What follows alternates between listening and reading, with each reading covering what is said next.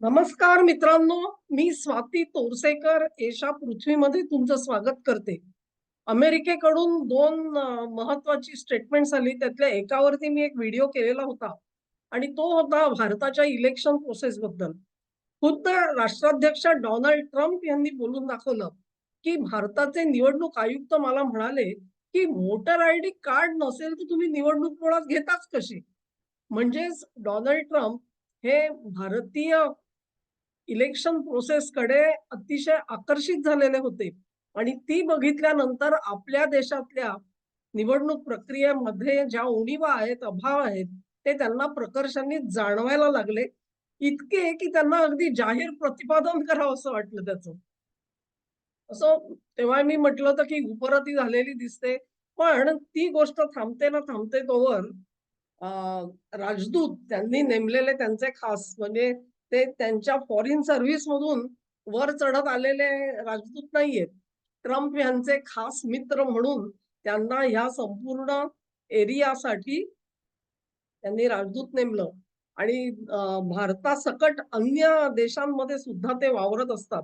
भारतामधल्या अनेक राजकारण्यांना भेटण्याचा चंग बांधलेला आहे सर्जिओ बोर यांनी. आणि त्यातच ते गेलेले होते काश्मीरमध्ये तिथे. आत्ताचे जे जम्मू काश्मीरचे मुख्यमंत्री आहेत, ओमर अब्दुल्ला यांची त्यांनी भेट घेतली. काय बातचीत झाली त्याच्याबद्दल वाच्यता नाही. पण त्यानंतर सर्जिओ बोर यांनी एक विधान केलं. ते विधान असं, की काश्मीर हा भारताचा अतिशय महत्वाचा प्रदेश आहे. गोर यांचं हे विधान आल्यानंतर अर्थातच पाकिस्तानमधून तीव्र प्रतिक्रिया आली, संताप झाला, की "अरे, आम्ही सगळेजण फार तुमचं टेबल सुद्धा पुसून देतोय, फडकं मारणाऱ्या पोऱ्यासारखं आम्ही काम केलं आणि तुम्ही असे आमच्या पाठीमध्ये खंजीर खुपसता." काश्मीर हा भारताचा महत्वाचा भाग आहे म्हणता अविभाज्य नाही म्हटलेलं, पण महत्वाचं अंग आहे म्हणून म्हणून झालेलं आहे. तेव्हा अमेरिकेच्या काश्मीर भूमिकेमध्ये कसा बदल झालाय, म्हणून पाकिस्तानने आदळआपट सुद्धा केली. ह्या सगळ्याचा अर्थ कसा लावायचा? अनेक तज्ञांचे व्हिडिओ मी स्वतः बघितले. अ, मला त्याच्यामध्ये एक छोटीशी उणीव राहिलेली वाटली, अभाव वाटला. तर अनेक कारणं त्यांनी सांगितलेली आहेत सगळ्यांनी. त्याच्यातच मला एक कारण महत्वाचं जे वाटतं ते कोणी त्याचं लिंक लावलेली नाहीये. मित्रांनो, ही जी 2 विधानं आली, त्या अगोदरची त्याची परिस्थिती काय आहे ह्याचा कोणी विचार केलेला नाहीये. अचानक उठून हेच ट्रम्प जे भारताच्या अर्थव्यवस्थेला मृतवत अर्थव्यवस्था म्हणत होते, हेल होल म्हणत होते भारताला. म्हणजे भारतामध्ये राहायचं म्हणजे जणू नरक यातना आहे. असं ज्या भारताचं वर्णन ट्रम्प करत होते, त्यांना अचानक त्याची इलेक्शन प्रोसेस छान वाटायला लागली. काश्मीर हा तुमचा महत्वाचा भाग आहे असं वाटायला लागलं. ही काही उगाचच झालेली उपरती नाहीये. 12 आणि 13 सप्टेंबरला मित्रांनो भारतामध्ये ब्रिक्सचं संमेलन होतंय. अ, हे ब्रिक्सचं संमेलन अतिशय महत्वाचं आहे कारण त्याचं यजमानपद भारताकडे आहे. आणि इतकंच नाही तर there is a wide speculation की जसे रशियाचे पुतिन तर निश्चित पोहोचणार आहेत भारतामध्ये, तसेच चीनचे शी जिनपिंग सुद्धा येणार आहेत, असं म्हटलं जातंय आणि एक प्रकारे ही ब्रिक्सची कॉन्फरन्स जी आहे, ती इतकी क्रांतिकारी होईल, की पुढच्या 100 वर्षामध्ये ह्या ब्रिक्स परिषदेचे जे पडघम उठतील, ते अर्थतज्ञांच्या आणि राजकीय विश्लेषकांच्या टीकेमध्ये त्याचा समाचार घेतला जाईल पुढची 100, 150 वर्ष, 200 वर्ष. इतके आमूलाग्र बदल जे आहेत ते या ब्रिक्सच्या कॉन्फरन्समध्ये होऊ शकतात, असं म्हटलं जातंय. एक त्याच्यामधला जो भाग होता त्याच्यावरती मी आणि डॉक्टर गौरीताई पिंपळे यांनी एक व्हिडिओ केला. तो काल मी प्रसिद्ध केलेला होता. रशियाचं प्रपोजल आहे, जे त्यांनी 2023 मध्ये मांडलेलं होतं, की सगळ्या ब्रिक्स देशांसाठी म्हणून एक स्पेशल असं प्रोजेक्ट हे करा, की ग्रेन एक्सचेंज प्रोग्राम फार तर बार्टर करा. म्हणजे त्याच्यासाठी करन्सी पण घेऊ नका. ज्या किमतीचा तांदूळ मी तुम्हाला देतो, त्या किमतीचे गहू तुम्ही मला द्या. याला म्हणतात देव-घेव बार्टर सिस्टम. या बार्टर सिस्टमनी सुद्धा अशा प्रकारे आपलं जे शेती उत्पादनं आहेत ती ब्रिक्स देशांना एकमेकांकडे पाठवता यावीत याच्यासाठी एक टेक्नॉलॉजिकल प्लॅटफॉर्म तयार करायचा आणि ती सुविधा उपलब्ध करून द्यायची.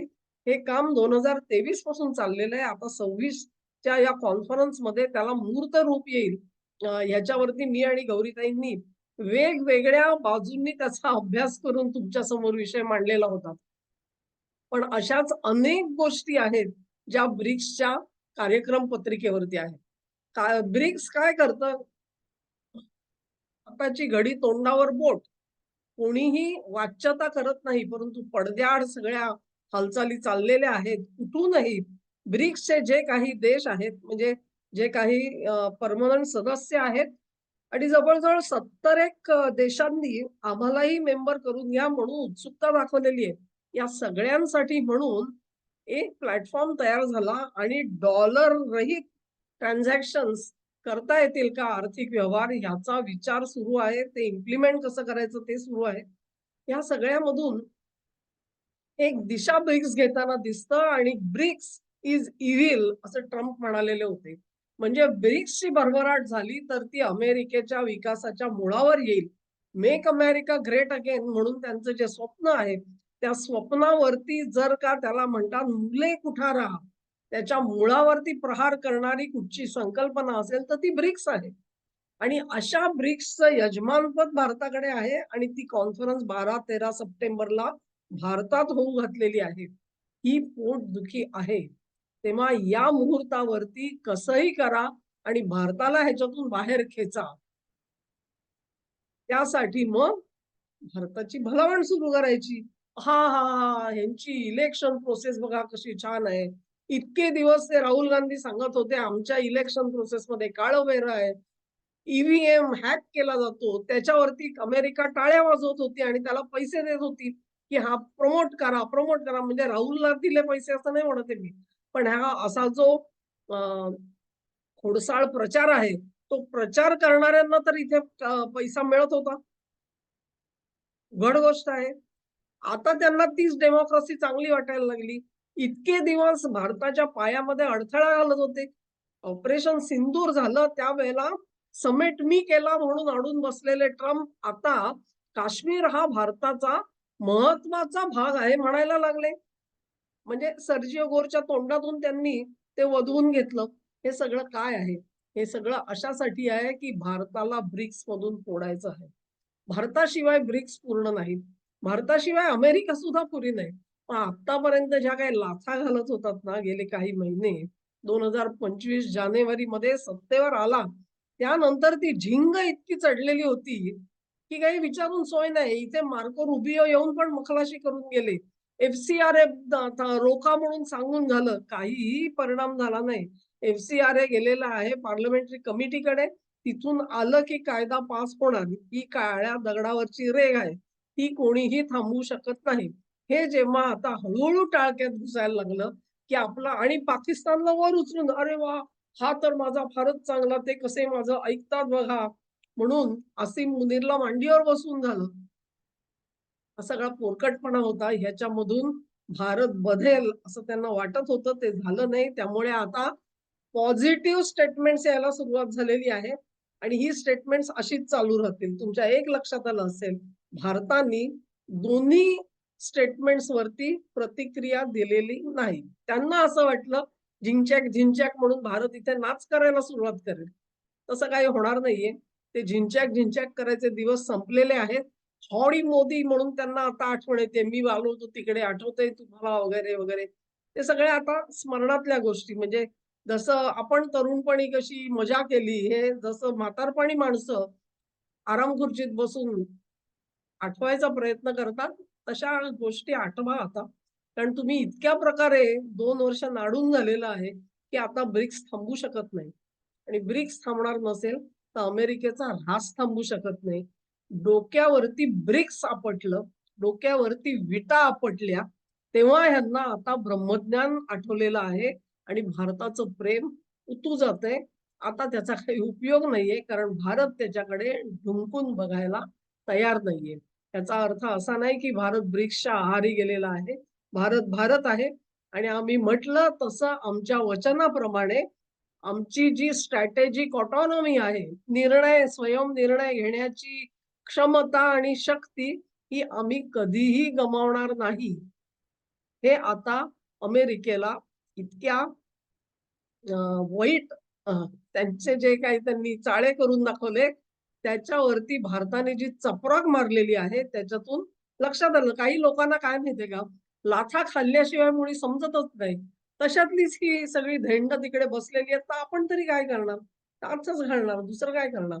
तेव्हा आता ह्यांना हां, हां, हां, कशी फार मला लाचच बसली हो छान म्हणून ते आता भारताची भलावण करतायत. त्याच्यासाठी आम्हाला हुरळून जायची काही गरज नाहीये. भारत हुरळून जाणार नाही. BRICS agenda is online and it will proceed as per its own time table. हा व्हिडिओ तुम्हाला आवडला असेल अशी आशा करते. तुम्हाला आवडला असेल तर ही लिंक शेअर करा, व्हिडिओला लाईक करा, चॅनलला सबस्क्राईब करा आणि सहकार्य असंच चालू ठेवा. नमस्कार.